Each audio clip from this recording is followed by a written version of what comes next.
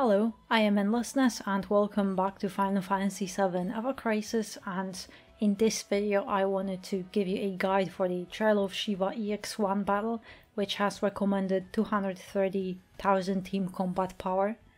So, Shiva.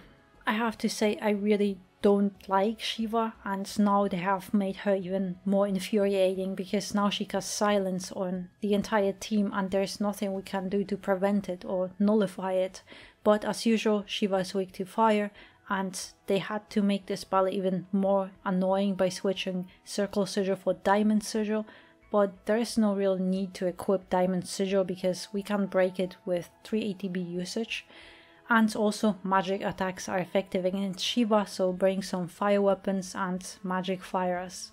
I'll be using Cloud, Barret and Zack, and my team is at 254,000 combat power, and I'll be using Cloud as support for once with Barret, and Zack will be my only DPS here. I'm using Barret with the gear voucher outfits, and then I have equipped Mind Blow in his limit slot because it decreases physical and magic defense. I have also Micro Laser in his main weapon slot because it has this all Q materia slot for AoE heals, and is also a perfect weapon for this battle because it boosts magic attack of a single ally, so mainly I'll use it for Zack. Then I have Solid Bazooka to decrease magic attack, and most importantly it is a physical attack, so it won't be affected by silence. In sub-equipment slots I have put Assault Gun because it boosts both heal and ice resistance, then Bahamut and Ifrit Summon Weapon because it further boosts ice resistance and some HP, and lastly I have put Halloween Event Weapon for more heal and magic defense. I have also equipped Barret with Cure Materia, and that's all Cure Materia slots, and then I have given him Fire Breach Materia, and lastly this Fyra is more of a stat stick. So Barret has 9.1 HP, 1.9 heal and 159 magic defense. Then I have Cloud, who will be my support unit, and I also put Fire Arcanum costume on him and Crimson Flare in his limit slot, and I am using Bandage Sword in his main weapon slot because it boosts HP and ice resistance, and I also need to use it to nullify the debuff that Shiva inflicts.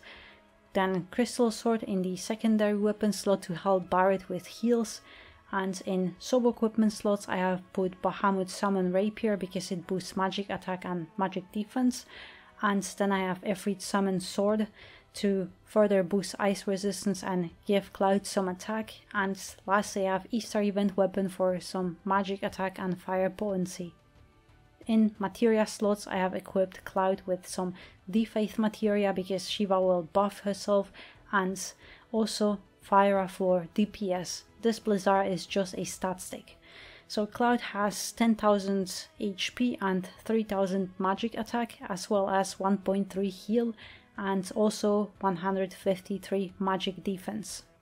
Lastly, Zack is my only real DPS here, and I'm using his Fire Arcanum outfit and Hellfire in his limit slot, and I have put Ifrit Summon Weapon in his main weapon slots mostly for stats because it boosts HP and ice resistance. Then in secondary slots I have equipped Fire Sword for DPS, and for sub-weapons I chose Kuja to boost magic attack, then Summer Event Weapon for some HP and magic defense, and Easter Event Weapon to boost magic attack and fire potency.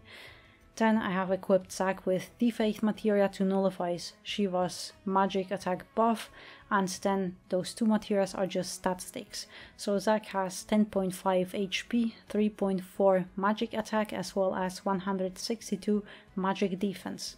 For both Shiva EX battles, ice resistance is very important. Yes, you need to stack up that magic defense, but now not only that, but you also need few levels of ice resistance as well, which is why I don't like this battle, because I can understand stacking up some defense, but this and a few levels of ice resistance on top of that, it's ridiculous. I didn't like Shiva before, but now with those EX battles I like her even less. It's also annoying that we don't really have anything for her because we have to use magic fire, specifically magic. If you have a physical Fire Arcanum Cloud, he'll be useless, so don't even bother, because all he'll do is tickle her. It only leaves us with 3 real fire DPS. We have just gone in the banners in the last few weeks. If you either pulled on Anniversary Zac banner or the Easter banner with Fire Aerith and Lucia, sure, you're good. If not, your only other options are to use AoE fire weapons, for example Sephiroth with his prototype Crimson Blade or Barret with Flamethrower, but they are only really viable if you overboosted them to a higher rarity level. Or Ifrit summon weapons which do 450 fire magic attacks, but that's also only for Zac and Glenn. If you pulled on Tifa Rebirth banner and that's Nanaki and Barret banner, then Nanaki would be also very viable, as his Rebirth outfit has some nice elemental potency and resistance boost, and his newest weapon could make him a viable debuffer and DPS character, and he also can increase magic defense for all allies as well, so he could have you covered.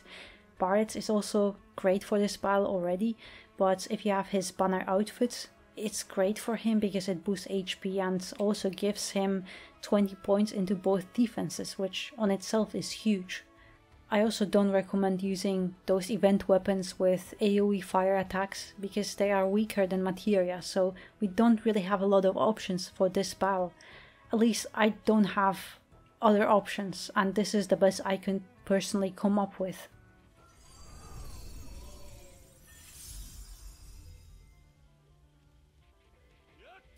So, at the beginning of the battle, Shiva will cast Silence, which prevents us from using any magic attacks. But I will use that Doom Impact to decrease her magic attack. But I try to time it so it happens just before her charge attack.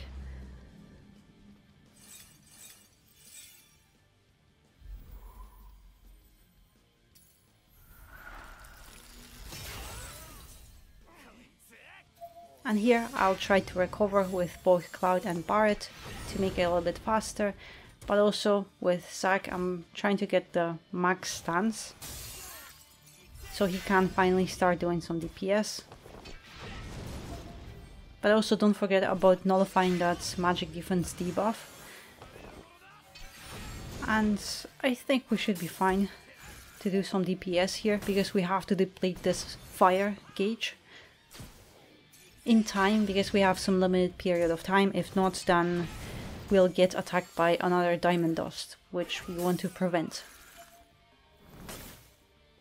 So magic attack increase on Zac, and I think we should be fine here. Yeah, with that fire resistance down we do a little bit more DPS, but here when she's stunned her magic resistance is lowered, so she's a lot more vulnerable. But also don't forget we have this limited period of time to recover and prepare for what's coming next. Now when you see Freezing Veil, it's very quick, but always do Sanctuary or Magic defense increase. Because Heavenly Strike, it doesn't hit very hard, but you still want to be ready.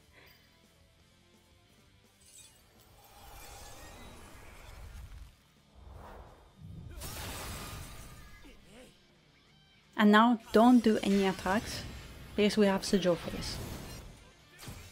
And yes, if you have a character with a Diamond Sigil, of course it is faster and easier, but if you don't have one, sure, Barret can do 4 ATB to decrease magic attack of Shiva, but with other characters we have to do materia moves, because it's still very close, but it's very reliable, but still. You can't afford for multiple characters to just issue 4 ATB weapon command abilities. So here, try to recover, and yes, I am saying on limit breaks, but I am waiting for a certain moment, which happens now. When Shiva is stunned, her resistance is lowered, so I'm just doing all my limit breaks and summons now for max amount of damage here.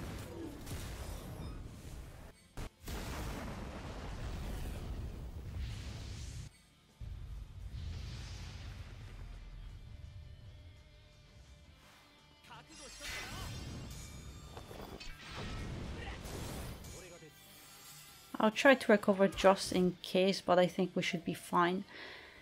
But also here is another freezing veil, and if you have enough DPS on your team, you could get rid of this bar very quickly, and then she'll get stunned and she won't attack you with a diamond dust. So it's up to you.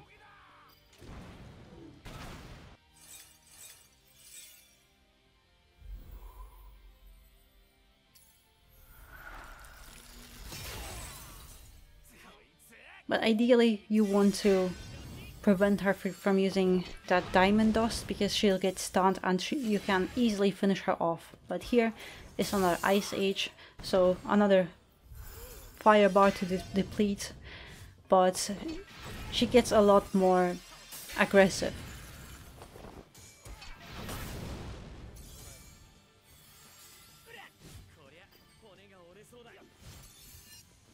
So that's why you want to kill her as soon as possible during this phase, because she's close to dying. But also now I'm trying to juggle between offensive and defensive stance to get a little bit less damage if I can. But I'm just trying to finish her off with Cloud and Zac mainly. And I think that should be the last attack.